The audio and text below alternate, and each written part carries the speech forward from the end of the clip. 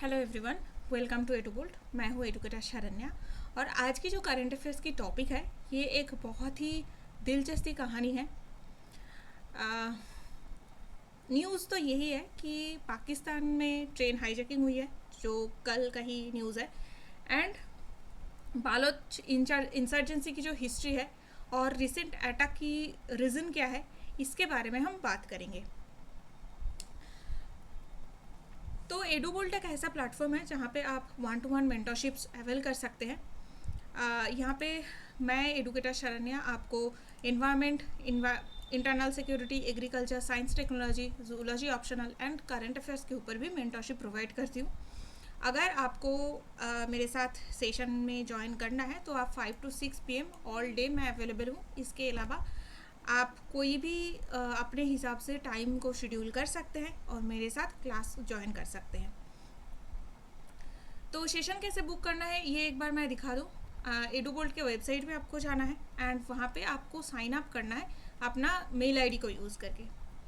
Then आपको find mentor section में जाना है एंड आप उसके बाद मेरे नाम चूज़ कर सकते हैं। देन आपको बुकिंग एक टाइम सिलेक्ट करना होगा, ये आप मेरे टाइम के हिसाब से या फिर आपकी अपने टाइम के हिसाब से कर सकते हैं। देन आपको सेशन ज्वाइन करना है उस स्टिपुलेटेड टाइम पे और आपके पास लिंक और बाकी डिटेल्स आ जाएगा। तो दैट्स इट, वेरी इजी। आप लोग सेशन को ज़रूर ज्वाइन कीजिए एंड क्लासेस को ठीक से करते रहिए। तो अब आते हैं न्यूज़ पे। तो न्यूज़ क्या है कि बालूचिस्तान लिबरेशन आर्मी की जो इंसर्जेंस है, इन लोगों ने जाफ़र एक्सप्रेस नाम के एक ट्रेन को माउंटेन के पासेस के बहुत सारे टनल्स हैं उस माउंटेन एरिया पे। तो वहाँ पे माउंटेन की जो टनल्स है उसके टनल को बंद करके पैसेंजर को हॉस्टेज बना लिया है। ओके, और ये कोयटा का एरिया है। एंड इस हॉस्टेजेस में पाकिस्तानी आर्मी के जो एक्टिव ड्यूटी पर्सनल्स थे, ISI के इंटेलिजेंस थे, एंटी टेररिस्ट फोर्स, ये सब मौजूद थे। उस ट्रेन को इन लोगों ने हाईजैक कर लिया है। तो जाफ़र एक्सप्रेस कहाँ से कहाँ तक चलता है, ये मोस्टली पेशावर से कोयटा की डिस्टेंस को डिस्टेंस को कवर करता है। पाकिस्तान की जो बोलन रीजन है ऑफ कच्छ डिस्ट्रिक्ट, उस एरिया पे ये ट्रेन मूव करता है। अब इस ट्रेन को हाईजैक किया गया है।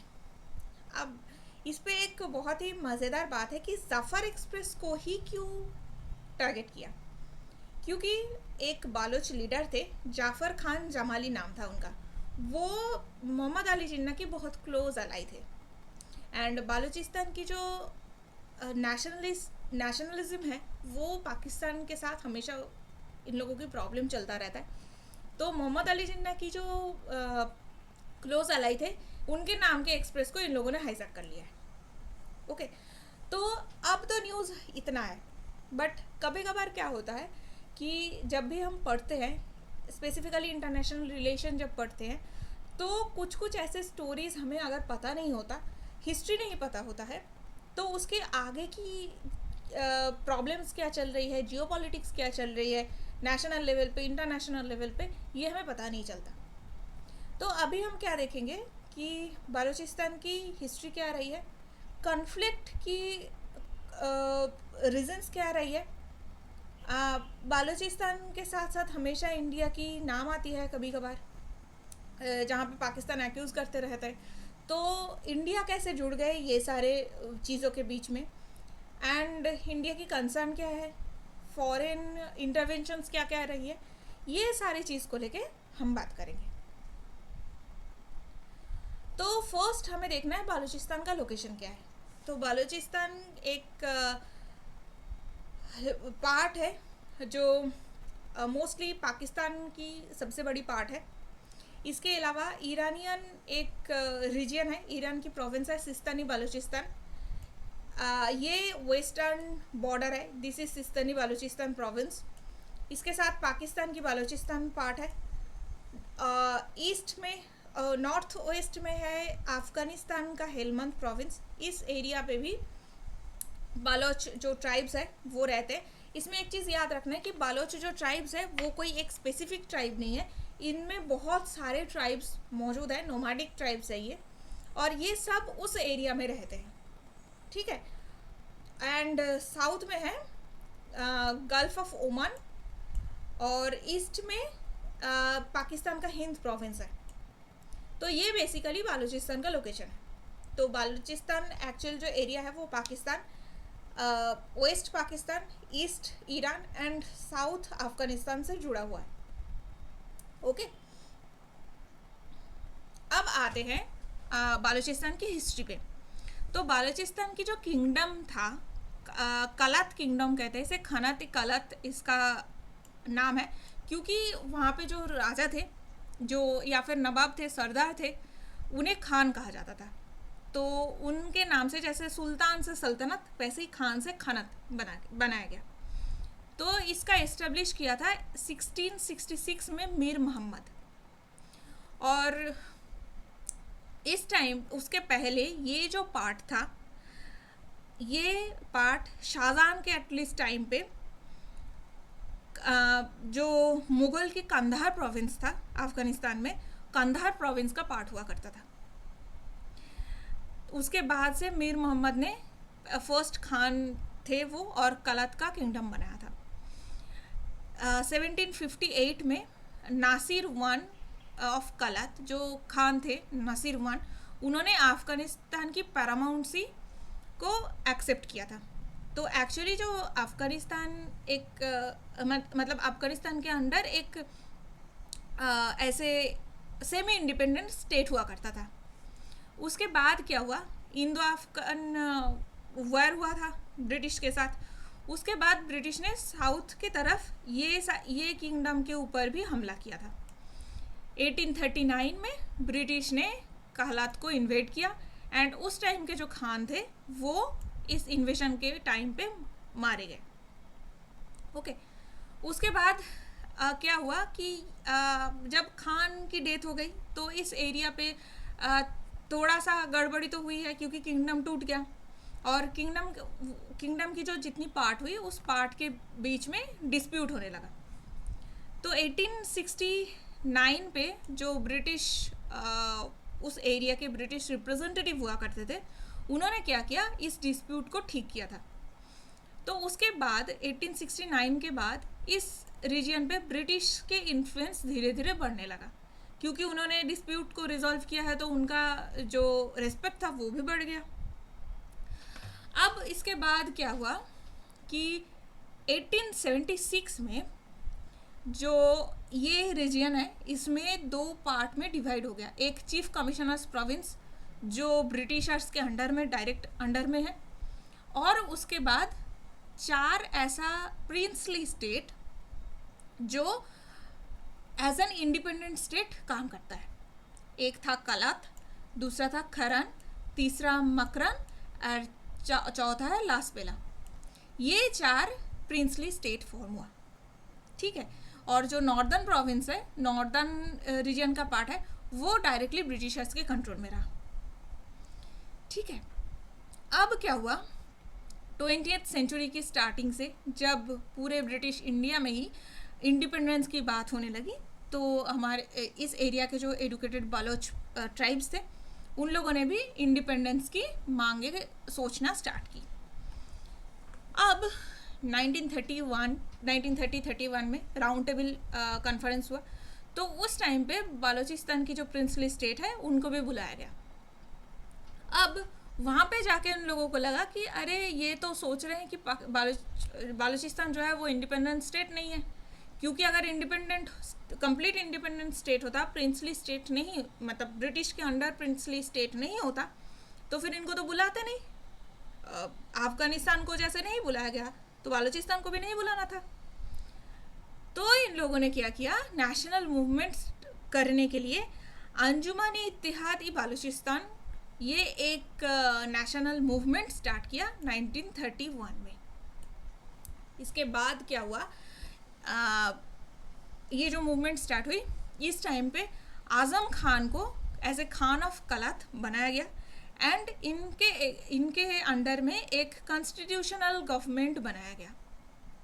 अच्छा, एक चीज़ यहाँ पे ध्यान रखना है, कलत जो है ये मेन किंगडम है, बाकी खारान मकरान और लासबेला ये 3 उसके कन्फेडरेसी है, मतलब उसके अंदर में स्टेट है। और ये चारों स्टेट का जो मेन सरदार है वो कलात के खान है। ओके, तो अब क्या हुआ, जैसे ही कॉन्स्टिट्यूशनल गवर्नमेंट बना तो कॉन्स्टिट्यूशन मतलब डेमोक्रेसी आ गया। अब डेमोक्रेसी में बहुत सारे पार्टी बनते हैं, तो ये बालूचिस्तान में भी बहुत सारे नेशनलिस्ट पार्टी बना। तो बालूचिस्तान मुस्लिम लीग जो है वो इंडियन मुस्लिम लीग को एलाई सपोर्ट करना स्टार्ट किया। एंड अंजुमन वतन करके और एक टीम था और एक पार्टी था जो इंडियन नेशनल कांग्रेस को सपोर्ट करना स्टार्ट किया। दोनों ही 1931 में ये मुस्लिम लीग और इंडियन नेशनल कांग्रेस के साथ जुड़ गया। ठीक है, तो अब अंजुमन वतन जो है वो पार्टीशन के खिलाफ था एंड ये चाहता था कि ब्रिटिश इंडिया छोड़ने के बाद एक जो यूनाइटेड इंडिया है वही रहे, वो डिवीज़न नहीं चाहते थे। अब जब तक ये डिवीज़न नहीं चाहते थे तब तक कोई दिक्कत नहीं था। 1942 में आया क्रिप्स मिशन और उस टाइम पे क्या कहा गया कि इंडिया और पाकिस्तान को डोमिनियन स्टेटस मिलेगा। जैसा अगर हिस्ट्री आपको याद नहीं है तो इसके साथ साथ रिवीजन भी कर लीजिए। तो डोमिनियन स्टेटस में ये भी कहा गया जो प्रिंसली स्टेट है वो इंडिपेंडेंट रह सकते हैं। उसके बाद माउंटबेटन आए एंड माउंटबेटन प्लान आया। तो उसमें क्या कहा गया कि जो प्रिंसली स्टेट है उनको आइदर इंडिया और पाकिस्तान ये दोनों डोमिनियन में किसी में ज्वाइन करना पड़ेगा। ओके, तो अब दिक्कत ये है कि बालूचिस्तान का जो नॉर्दर्न पार्ट है वो ब्रिटिश के अंडर में है। तो ये डिवाइड अगर हो रहा है तो नॉर्दर्न जो पार्ट है ये पार्ट तो पाकिस्तान के पास जाएगा। ओके, इसके बाद क्या होगा, खारान मकरान ये दोनों जो प्रोविंस है ये दोनों इंडिया में तो ज्वाइन नहीं कर सकते क्योंकि डिस्टेंस बहुत है। और लासबेला जो पार्ट है ये बॉम्बे प्रोविंस के जस्ट बगल में है। इसमें सिंध के लोग हैं, गुर्जर लोग हैं, कुछ राजपूत भी हैं, तो यहाँ पे हिंदू पॉपुलेशन भी है। तो चांस है ये बॉम्बे प्रोविंस या फिर इंडिया के साथ जुड़ जाए। ओके, तो खारान और माकरान ये दोनों क्या किए, पाकिस्तान के साथ जुड़ने के लिए राजी हो गए। और माउंटबेटन क्या किया, ये कलात के जो खान थे उनको इंसिस्ट करता रहा कि पाकिस्तान और कलात के बीच में एक स्टैंड स्टील एग्रीमेंट बनाया जाए। जो स्टैंड स्टील एग्रीमेंट ये डिसाइड करेगा कि डिफेंस और एक्सटर्नल अफेयर्स कौन किसके पास रखेंगे। बालूचिस्तान कंप्लीट इंडिपेंडेंट रहेगा या फिर सेमी ऑटोनोमस स्टेट रहेगा, और उसका डिफेंस और एक्सटर्नल अफेयर्स किस तरीके से हैंडल्ड होगी, जैसे कश्मीर के लिए भी बनाया गया। तो अब क्या है कि डिफरेंसेस तो है, तो इंडिया के साथ जुड़ तो नहीं सकते क्योंकि डिस्टेंस बहुत है। और अगर देखा जाए तो ये जो खारान मकरान और लासबेला ये तीनों रीजन है, इसमें मुस्लिम मेजॉरिटी स्टेट है। लासबेला में काफ़ी हिंदूज है क्योंकि ये सिंध का रीजन था, बट इसमें भी मुस्लिम तो मेजॉरिटी में ही है। तो चांस है इन तीनों को पाकिस्तान के साथ जुड़ना पड़े। तो स्टैंड स्टिल एग्रीमेंट तो बना, बट कलात जोड़ने के लिए राजी नहीं था। तो ये स्टैंड स्टिल एग्रीमेंट का वायलेशन करते हुए जो खान थे उन्होंने इंडिपेंडेंस डिक्लेयर कर दिया कि 1876 की जो ट्रीटी था उसमें ये डिसाइडेड था कि चीफ कमिश्नर्स की प्रोविंस है वो ब्रिटिश इंडिया में रहेगा और बाकी जो पार्ट है वो इंडिपेंडेंट स्टेट है। तो उन्होंने उसको महत्व देते हुए स्टैंड स्टिल एग्रीमेंट का वायलेशन किया और इंडिपेंडेंस डिक्लेयर कर लिया। अब क्या हुआ कि खारान मकरान लासबेला और जो ब्रिटिश कमिश्नर्स प्रोविंस है ये चारों एरिया पाकिस्तान के साथ जुड़ना चाहते हैं, बट कलात नहीं चाहता क्यों, स्टिल इन सब के सरदार तो कलात ही है। तो माउंटबेटन और बाकी लोगों के बाकी सरदारों के प्रेशर में आके फाइनली कलात जो है वो अनकंडीशनली इंस्ट्रूमेंट ऑफ एसेशन को साइन किया पाकिस्तान के साथ और 1948 में पाकिस्तान के साथ जुड़ गया।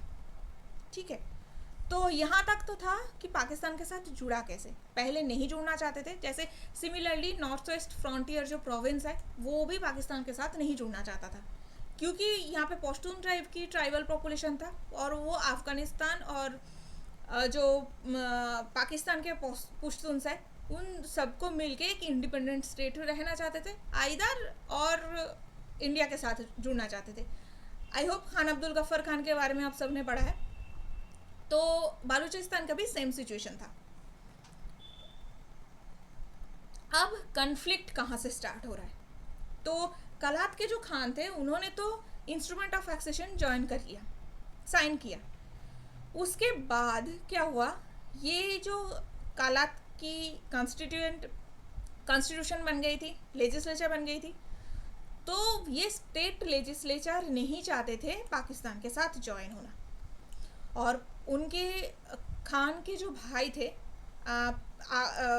प्रिंस अब्दुल करीम आगा, इन्होंने अपने भाई के अगेंस्ट रिवोल्ट कर लिया, क्योंकि खान जो थे इनके भाई थे, तो खान ने ज्वाइन किया, बट जो अब्दुल करीम है उन्होंने फर्स्ट टाइम रिवोल्ट किया, तो उस रिवोल्ट को दबाया गया किसी भी तरह। तो ये फर्स्ट टाइम रिवोल्ट हुआ 1948 में, ये तभी हो गया था। ओके, उसके बाद 1955 में क्या हुआ, जो 4 प्रिंसली स्टेट था उसको डिसॉल्व कर दिया, एंड जो ब्रिटिश चीफ कमिश्नर्स प्रोविंस था उसके साथ बाकी चारों यूनिट को जोड़ के पूरे बालूचिस्तान को as a single 1 unit policy बनाया गया। तो इसमें भी जो अलग अलग ट्राइब्स थे इन लोगों ने बहुत ज़ोर शोर से इसका विरोध किया। तो 1955-56 के टाइम पे दूसरा कॉन्फ्लिक्ट स्टार्ट हुआ पाकिस्तान के साथ। बट सबसे बड़ा प्रॉब्लम कब हुआ, 1970 में जो पाकिस्तानी प्रेसिडेंट थे याह्या खान, जिन्होंने बांग्लादेश को भी सप्रेस किया था, तो उन्होंने क्या किया, इन्होंने 1 यूनिट जो पॉलिसी था उसको कम्प्लीटली एबॉलिश कर दिया। तो अब तक क्या था कि फिर भी बालूचिस्तान की एक आइडेंटिटी था, ये इनके जो डिफेंस है, एक्सटर्नल अफेयर्स है, उसको छोड़ के जो इंटरनल मैटर्स है बालूचिस्तान अपने तरीके से हैंडल कर रहा था। बट 1970 में क्या हुआ, ये जो 1 यूनिट पॉलिसी है याह्या खान ने उसको एबॉलिश कर दिया, और उसके बाद क्या हुआ, बालूचिस्तान को पाकिस्तान की 4th प्रोविंस घोषित कर दिया। तो अब तक जो इंडिपेंडेंट स्टेट हुआ करता था वो पहले सब्सिडरी बना, उसके बाद पाकिस्तान की प्रोविंस बना दिया गया उसे। अब याह्या खान के बाद 1973 में देशद्रोहिता की रीज़न दिखाते हुए प्रेसिडेंट जुल्फ़िकार अली खान भुट्टो, इन्होंने प्रोविंशियल गवर्नमेंट को डिसमिस ही कर दिया, एंड बालूचिस्तान और नॉर्थ ईस्ट फ्रंटियर प्रोविंस के एरियाज़ में मार्शल लॉ घोषित कर दिया, जिसकी वजह से आर्म्ड इंसर्जेंसी स्टार्ट हुई। इस टाइम पे आईएसआई और जो बालोच लीडर्स थे इनके बीच में इतना ज़्यादा प्रॉब्लम स्टार्ट हुआ, और आईएसआई इसको दबाने के लिए क्या किया था, एक बार जो गांव की जो वाटर सोर्स है उसमें जहर मिला दिया था। तो सिर्फ इंसर्जेंट नहीं, जो सिविलियंस थे, जो बच्चे बूढ़े सब लोग थे, वो सब मतलब एक बहुत बड़ा पॉपुलेशन वहाँ पे डेथ हो गया। ठीक है, तो 4th जो प्रॉब्लम हुआ, प्रेसिडेंट जुल्फ़िकार अली खान भुट्टो ने यहाँ पे मार्शल लॉ लगा दिया था। उसके बाद ये जो सप्रेशन स्टार्ट हुई पाकिस्तान की तरफ से, आईएसआई ने जो भी किया, उसके बाद क्या हुआ, ये जो प्रॉब्लम रेविलियन चल रहा था वो धीरे धीरे कम हो गया। 1976-78 आते आते काफ़ी कम हो गया। उसके बाद क्या हुआ, 2004-2005 के टाइम से फिर से थोड़ा बहुत प्रॉब्लम स्टार्ट होने लगा। बट वहाँ पे बालूचिस्तान की जो एरिया है वहाँ पे खेती आबादी तो नहीं होती, बट वो बहुत ही मिनरल रिच सोर्स है। वहाँ पे oil, natural gas copper, gold, ये सारे की बहुत बड़ा रिजर्वर है। तो वैसे ही एक गैस फैसिलिटी था, सुई गैस फैसिलिटी, यहाँ पे एक फीमेल डॉक्टर की रेप हो जाती है एंड उसकी वजह से जो बहुत पुरानी कॉन्फ्लिक्ट चल रहा था उसमें फिर से आग लग जाता है। स्पेसिफिकली प्रॉब्लम ये था कि उस टाइम पे प्रेसिडेंट थे परवेज मुशर्रफ, तो जो एक्यूज थे वो एक आर्मी के कैप्टन थे। तो आर्मी कैप्टन को सपोर्ट करते हुए उन्होंने नेशनल टेलीविज़न पे ये बोल दिया कि आर्मी की जो कैप्टन है वो निर्दोष है।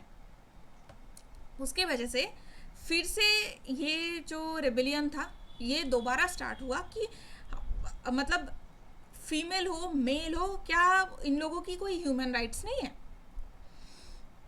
तो इस तरीके से कॉन्फ्लिक्ट 2004-2005 से जो स्टार्ट हुई है वो कंटिन्यूसली चल रहा है। अभी लास्ट 20 ईयर्स में कंटिन्यूसली कॉन्फ्लिक्ट चलती रही है एंड ये सारे कॉन्फ्लिक्ट को स्पेसिफिकली जो लेट की जो कॉन्फ्लिक्ट्स है उसको इंस्टिगेट करने के लिए कई बार पाकिस्तान ने इंडिया को एक्यूज़ किया है।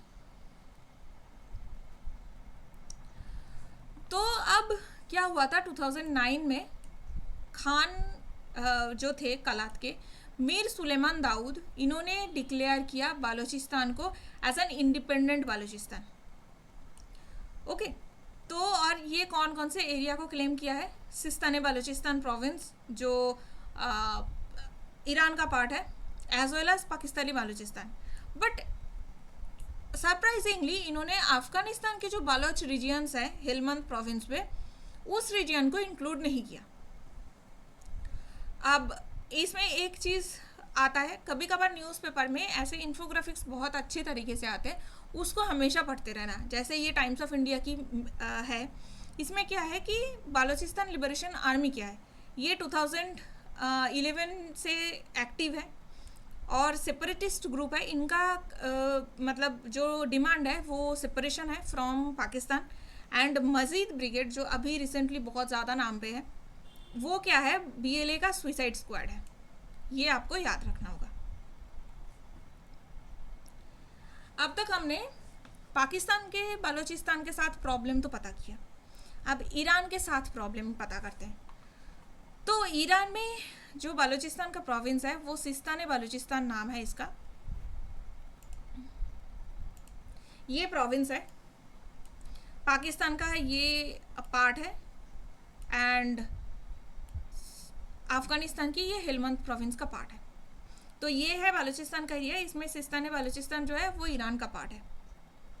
तो ईरान के साथ बहुत पहले से प्रॉब्लम नहीं था, बट प्रॉब्लम कब स्टार्ट हुआ कि जिस टाइम से ईरान शिया जो सेक्ट है उसके तरफ मूव होने लगा, क्योंकि बालोच जो ट्राइब्स हैं वो सुन्नी मुस्लिम्स हैं। तो फर्स्ट टाइम ईरान ने 1928 में, जो ईरान की गवर्नमेंट थी पहलवी गवर्नमेंट, इन्होंने फर्स्ट टाइम बालूचिस्तान की तरफ ध्यान देना स्टार्ट किया। ध्यान देने का मतलब इन्वेजन स्टार्ट किया। तो इस टाइम पे इस रीजन के, सिस्तान की रीजन के जो सरदार थे दोस्त मोहम्मद खान बालोच, इन्होंने खुद को सबमिट करने के लिए राज़ी नहीं हुए एंड बाद में ये भागते टाइम इनका डेथ हो गया। जो शियाइट मुस्लिम्स हैं वो प्रीडोमिनेटली ईरान में रहते हैं एंड सिस्तान की जो प्रोविंस है वो सुन्नी मुस्लिम है। तो शियाइट जो इस्लामिक रिवोल्यूशन हुआ था उस टाइम से ये एक थ्रेट रीजन की तरह देखा जाता था। अब अगर कंट्री के लिए कोई एरिया थ्रेट है तो ऑब्वियसली वहाँ पे डेवलपमेंट तो नहीं हो रहा होगा। कंस्टेंटली अगर इंसर्जेंसी है तो वहाँ पे डेवलपमेंट तो नहीं हो रहा है। तो ईरान की कंडीशन में लाइफ एक्सपेक्टेंसी रेट हो, एडल्ट लिटरेसी हो, प्राइमरी स्कूल की एनरोलमेंट हो, वाटर रिसोर्स की एक्सेस हो, sanitation, infant mortality and any developmental index अगर देखा जाए तो ईरान के बाकी सारे प्रोविंस से हमेशा ख़राब रही है। तो बलूचिस्तान की जो मतलब डेवलपमेंटल इंडेक्स है वो बाकी ईरान के प्रोविंस से सबसे ख़राब है।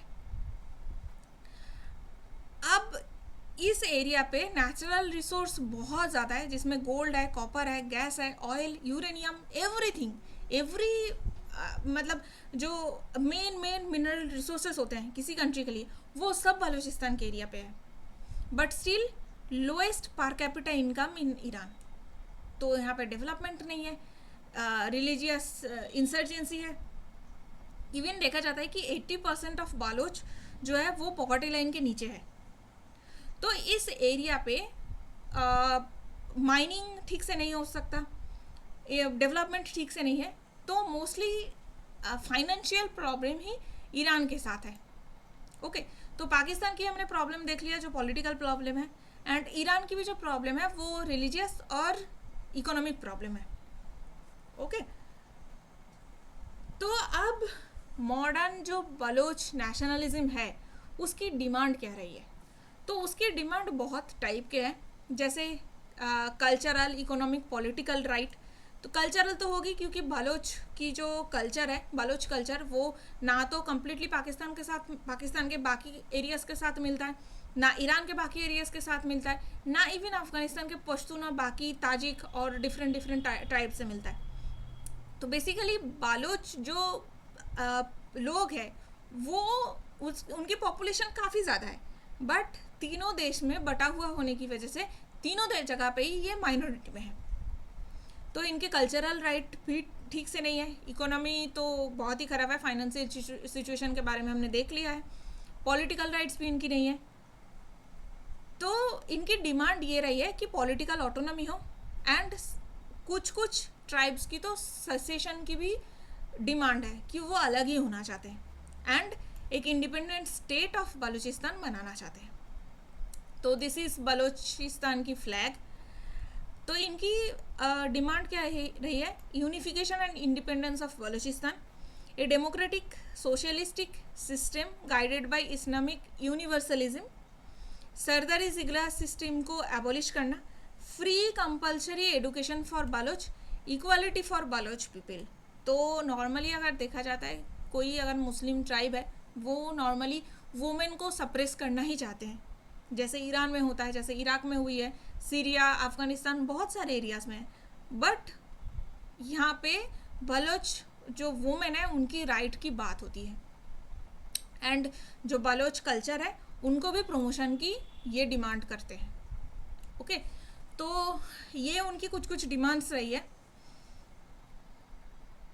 अब इसमें बाकी और कौन कौन से फैक्टर काम करता है? तो बलूचिस्तान की जो फर्स्ट इंसर्जेंसी स्टार्ट हुई, तो उस टाइम में अफ़गानिस्तान की काफ़ी ट्रेनिंग हेल्प रही है, ईरान की भी रही है. बट उसके बाद धीरे धीरे डिफरेंट और कंट्रीज़ इन्वॉल्व हो गए. जैसे लास्ट पास्ट जो डेकेड्स है उसमें tens of thousands Baloch nationalist and civilian की डेथ हो चुकी है इस इंसर्जेंसी पे. पाकिस्तान हमेशा इंडिया को दोष देते हैं या फिर एक्यूज़ करते हैं बालोच इंसर्जेंसी को फंड करने के लिए, उनको एड देने के लिए, जो इंडिया हमेशा से डिनाई कर चुके हैं. और इंडिया की स्टैंड हमेशा से यही रही है कि इंडिया ये सब में कोई भी किसी भी तरीके से इन्वॉल्व नहीं है. ये ऑफिशियल इंडिया की स्टैंड है. बलोच इंसर्जेंट्स जो है वो अभी रिसेंटली चाइनीज़ पर्सनल्स और एसेट्स को टारगेट करते हैं, जो सीपेक कॉरिडोर की एसेट्स है उसको टारगेट करते हैं. तो अब ये आते हैं कि चाइना की यहाँ पे इंटरेस्ट क्या है. तो ऑब्वियसली चाइना कोई हेल्प करने के लिए तो नहीं आता है. तो उनका मतलब एम यही है कि चाइना की कोई आउटलेट होनी चाहिए अरबियन सी में. तो इन्होंने ग्वादर पोर्ट बनाया, एंड जो काशगढ़ प्रोविंस है वहाँ से चाइना की जो उइगुर मुस्लिम्स के प्रोविंस है उस एरिया से पाकिस्तान के बलूचिस्तान में एक रोड कनेक्टिविटी बनाना ताकि यहाँ पे ट्रेडिंग कर पाए. तो इसीलिए सीपेक कॉरिडोर बनाया गया था पाकिस्तान के थ्रू बलूचिस्तान के थ्रू पाक ऑक्युपाइड कश्मीर के थ्रू गिलगित बाल्टिस्तान के एरिया से ये सीपेक कॉरिडोर को लाया गया है। बट इसमें प्रॉब्लम ये है कि इंफ्रास्ट्रक्चर बनाने के लिए या फिर पहले जो बताया गया था पाकिस्तान की तरफ से बलोच लोगों को कि वहाँ पे इंफ्रास्ट्रक्चर डेवलपमेंट होगी, आप लोगों के लिए हेल्प होगा, इकोनॉमी में हेल्प होगा, वो सब कुछ हुई नहीं है। तो अब जो ह्यूमन राइट्स की वायलेशन है इसके अगेंस्ट इंडिया ने हमेशा से वोकल रही है। तो इंडिया की स्टैंड ये हम रही है कि कभी मतलब हमेशा डिनाई किया है, कोई भी मेडलिंग को डिनाई किया है, बट ह्यूमन राइट्स वायलेशन को लेके इंडिया हमेशा वोकल रह चुकी है। साथ साथ में ये जो बालोच इंसर्जेंसी है उसको भी स्ट्रांगली कंडेम किया है, जो मतलब बेसिकली कोई भी टेररिज्म एक्टिविटी को जिस तरीके से इंडिया कंडेम किया है तो बालोच इंसर्जेंसी को भी किया है।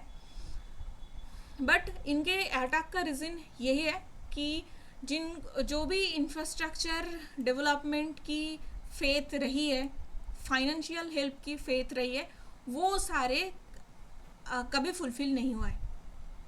इवन नॉर्मली देखा जाता है कि जहाँ पे चाइना कोई भी इंफ्रास्ट्रक्चर बनाते हैं तो वहाँ पे चाइनीज़ कंपनी है वो काम करता है, चाइना गवर्नमेंट फंडिंग करते हैं एंड चाइनीज़ लोग ही वहाँ पे काम करते हैं।